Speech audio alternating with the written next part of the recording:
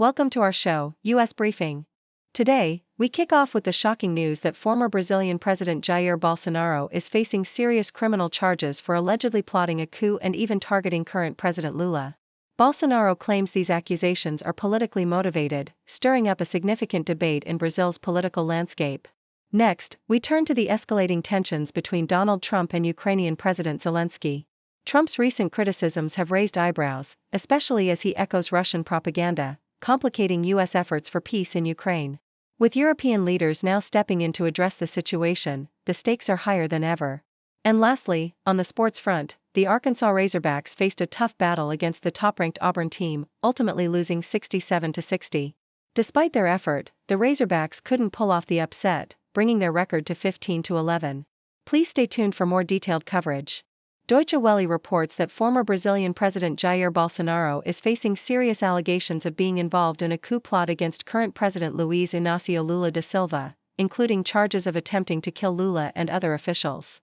Bolsonaro claims these accusations are politically motivated, asserting that they are part of a broader strategy to silence dissent in Brazil, akin to tactics used in other leftist governments in Latin America. He emphasized that the world is watching the developments in Brazil and expressed his belief that freedom will prevail. Meanwhile, Lula has stated that those charged are presumed innocent until proven guilty, highlighting the importance of due process. CNN highlights the rapidly deteriorating relationship between Donald Trump and Ukrainian President Volodymyr Zelensky, as Trump publicly criticized Zelensky for his handling of the war with Russia. Trump accused Zelensky of being a dictator without elections and suggested that he was mismanaging U.S. support, echoing Russian narratives. This public fallout raises questions about the future of U.S. foreign policy towards Ukraine and whether Trump's rhetoric signals a shift away from supporting traditional allies in Europe. Despite the tensions, some of Trump's allies believe there might be a larger strategy at play, potentially aimed at negotiating peace in Ukraine, although it remains unclear how this approach would work without Zelensky's cooperation. Yahoo US reports on the recent loss of the Arkansas Razorbacks basketball team against the top-ranked Auburn Tigers, with coach John Calipari's squad putting up a fight but ultimately falling short with a score of 67-60. The game showcased Arkansas's determination and effort, despite their challenging season record. The loss sparked reactions on social media, where fans and analysts discussed the team's performance and prospects moving forward in the SEC. The Razorbacks continue to strive for improvement as they navigate a competitive landscape in college basketball.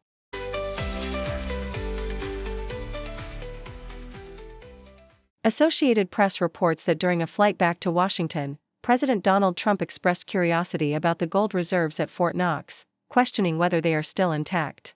This conversation arose amidst comments from Elon Musk, who had been tweeting about the potential disappearance of gold from the legendary depository. Trump emphasized the importance of confirming the gold's presence, stating that if it were missing, it would cause significant concern. Treasury Secretary Scott Bessent reassured that annual audits confirm all the gold is accounted for, and he offered to facilitate inspections for any interested senators.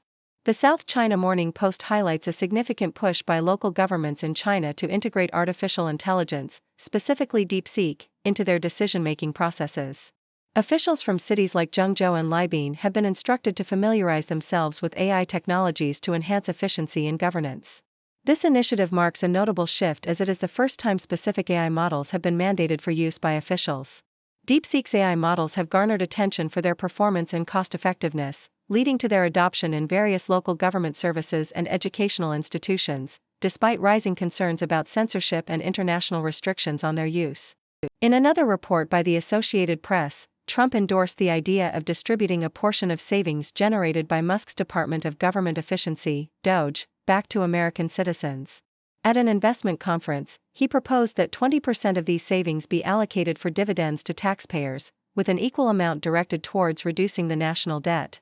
Trump believes this approach would encourage citizens to report wasteful spending, thereby involving them in the cost-saving process.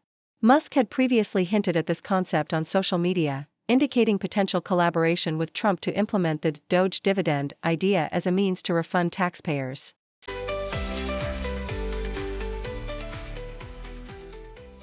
Associated Press reports that Utah is on the brink of a controversial legislative change that would allow patients to provide their own blood for medical procedures, a concept now referred to as "bring your own blood."